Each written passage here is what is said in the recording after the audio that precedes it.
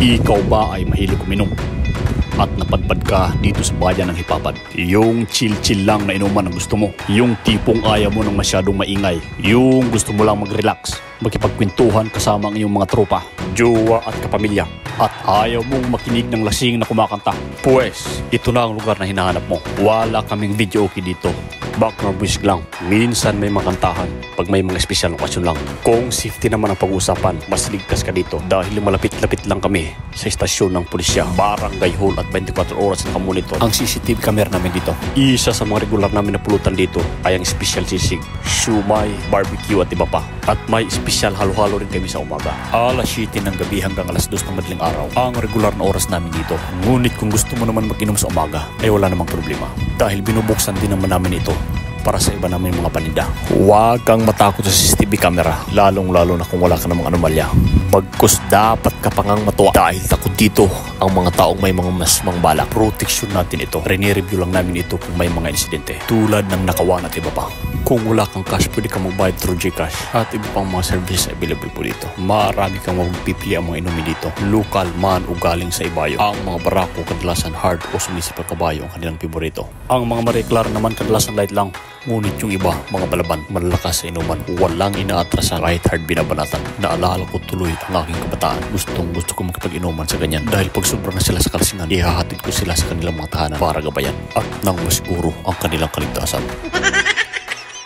Karaniwan, pinipicture namin ang mga customers na pumunta dito para i-upload sa page ng bar na ito. At bilang pag-alala na ikaw ay nakapunta na dito. Ngunit kung ayaw mo naman magpa-picture, ay okay lang. Karapatan mo yan. Hindi ka namin pipilitin. Para sa mga taong nakatara sa bar ito, anong side ka man patungkol sa politika, ay welcome ka dito. Wala kaming karapatan at nirespeto namin kung anong side ang pinili mo. Ang establishmentong ito ay pribado. Hindi po kami hawak o kontrol ng kahit na sino mang politiko. Pinili namin bukas lang ang mga paligid dito para sariwang hangin ang malalanghap mo. At may tataboy nito ang baho ng usok na galing sa sigarilyo. Ganon din ang mabahong hininga ng kainuman mo.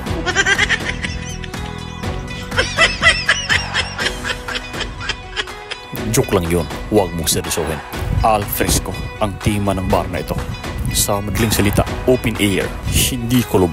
Hindi ka mangangamoy usok ng sigarilyo pagkatapos ng inuman ninyo. Kung hindi ka naman talaga naninigarilyo, ang advantage pa nito ay marami kang makitang magandang view.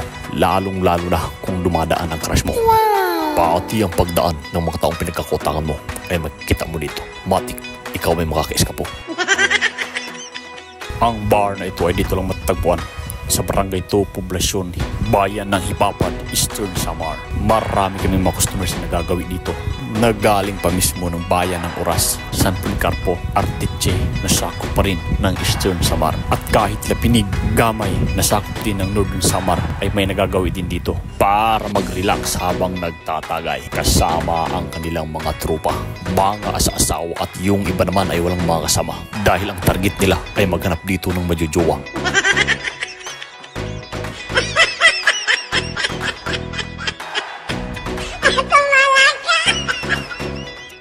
Para sa inyong kalaman, lalong-lalo na sa mga tao hindi pa nagagawi dito, ang bayan ng Hipapad ay isa sa pinakatahimik at mapayapang lugar sa kasalukuyan. Mahigpit na ipinapatupad dito ang curfew hours para sa mga minor de edad. Alas 10 ng gabi ay wala ka na makitang kabataang paggalagala sa kalye, kundi mga barangay tanod na nagronda sa loob ng kanilang mga barangay na nasakupan at random inspection ng mga kapulisan. Malapit-lapit lang din dito ang batalyon ng Philippine Army. Kaya wala kang dapat na ipangamba sa inyong seguridad. Napakasimple lang ng buhay.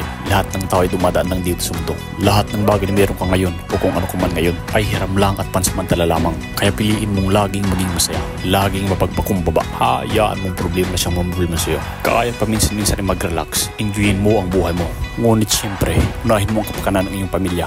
Iiwasang uminom ng sobra-sobra. Dahil sa mundong ito, lahat ng sobra ay masama. Maliban na lang siguro sa pira. Kung gamitin mo ito sa tamang paggasta. Huwag puro trabaho. Nagtatrabaho tayo para mabuhay, hindi para magpakamatay. Gets mo? What? Kaya kung pagod ka na magpahinga ka, huwag masyadong seryoso sa buhay. Chill lang. Sulitin mo ang buhay mo sa mundong ito. Basta siguraduhin mo lang, hindi ka nakakaperwisyo at wala kang tinatapaking ibang tao. Ito po ang Batteries Grill. Bonjour.